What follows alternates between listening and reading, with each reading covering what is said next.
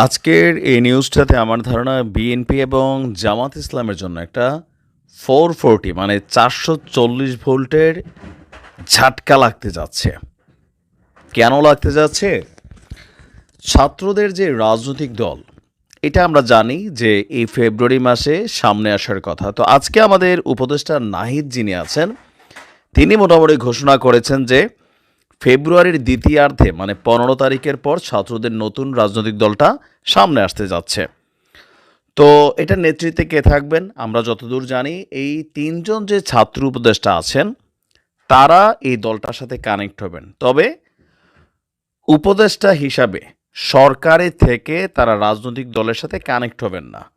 তারা এই সরকারের উপদেষ্টা পদ থেকে পদত্যাগ করে রাজনৈতিক দলটার সাথে কানেক্ট হবেন। তো এই খবর পর্যন্ত মোটামুটি বিএনপি একটু কি বলা হয় যে ধরেন বলছিল যে তারা যদি রাজনীতি করতে চায় তাহলে ক্ষমতায় থেকে এটা জনগণ মেনে নেবে না। এখন তারা যখন ক্ষমতা থেকে সরে গিয়ে রাজনীতি করতে যাচ্ছে, তার মানে বিএনপি বা জামাত ইসলাম ভাবছিল যে সরকারের যেই চাপটা বা সরকারের থেকে মেকানিজমের ইস্যুটা সেটা সরে যাবে, কিন্তু বিষয়টা হচ্ছে তা না। আজকে ছাত্ররা যে ঘোষণা দিয়েছে এই তিনজন যদি সরে যায় তাইলে কি খেলা শেষ? না না, এই তিনজনের পরিবর্তে আরও নতুন মানুষ আসবে ডক্টর ইউনূসের নেতৃত্বাধীন এই উপদেষ্টা পরিষদে। তবে ওই নতুন মানুষ কারা? এই তিনজনের পদত্যাগ, আসিফ, নাহিদ, মাহফুজের পদত্যাগের পর সেইখানে ছাত্রদের পক্ষ থেকে আবার নতুন করে কিছু প্রতিনিধি উপদেষ্টা পরিষদে যুক্ত হতে পারে। দর্শক, আমরা যদি দেখি আজকে আমাদের কালের কণ্ঠের করা একটা প্রতিবেদন বলছে আসিফ নাহিদরা পদত্যাগ করলেও সরকারে থাকতে পারে ছাত্র প্রতিনিধি। তো ছাত্র প্রতিনিধি কারা হবে? প্রতিবেদনে বলছে যে এই তিনজন ধাপে ধাপে পদত্যাগ করবেন। আর জাতীয় নাগরিক কমিটির যুগ্ম আহ্বায়ক আরিফুল ইসলাম আদিব বলছেন ভবিষ্যতে রাজনৈতিক উদ্যোগে যুক্ত হতে সরকারে থাকা প্রতিনিধিরা পদত্যাগ করতে পারেন।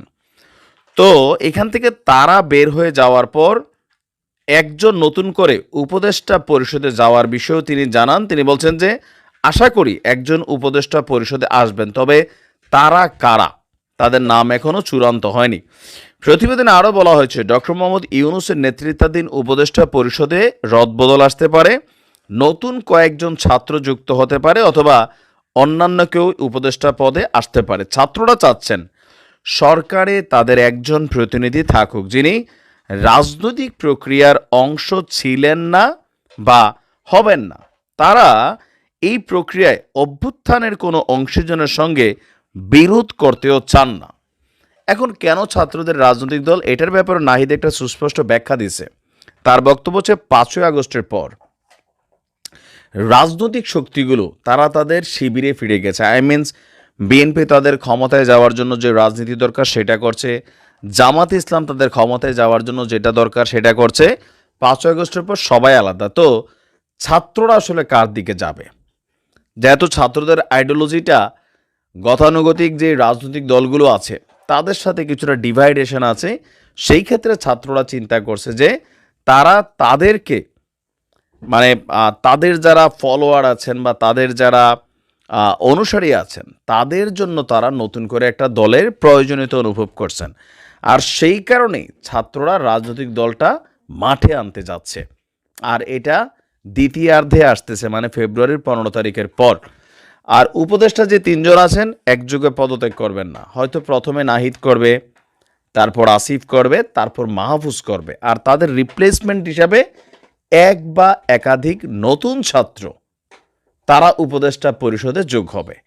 টেকনিকটা বুঝতে পারছেন তো? মানে বিএনপি এতদিন যেটা আশা করছিল বা জামাত মনে করছিল, তবে জামাত এবং সমন্বয়করা একে অপরের মুদ্রার এই পিঠ ওপিঠ অনেকে বলছেন, কিন্তু বিএনপির যেটা দাবি ছিল যে উপদেষ্টা পদে থেকে এই কাজটা করা যাবে না, সেটা কিন্তু এখন পরিবর্তন হতে যাচ্ছে। তার মানে সরকারে ছাত্রদের একটা অংশীজন থাকছেই, আসিফ নাহিদরা এখান থেকে বের হয়ে আসতেছেন। এইটারে আবার বিএনপি কেউ পজিটিভ দেখছেন, কেউ নেগেটিভ দেখছেন। এখন দেখা যাক আসলে কি হয়, তবে টেনশন রয়েই গেল। ভালো থাকুন। আসসালামু আলাইকুম।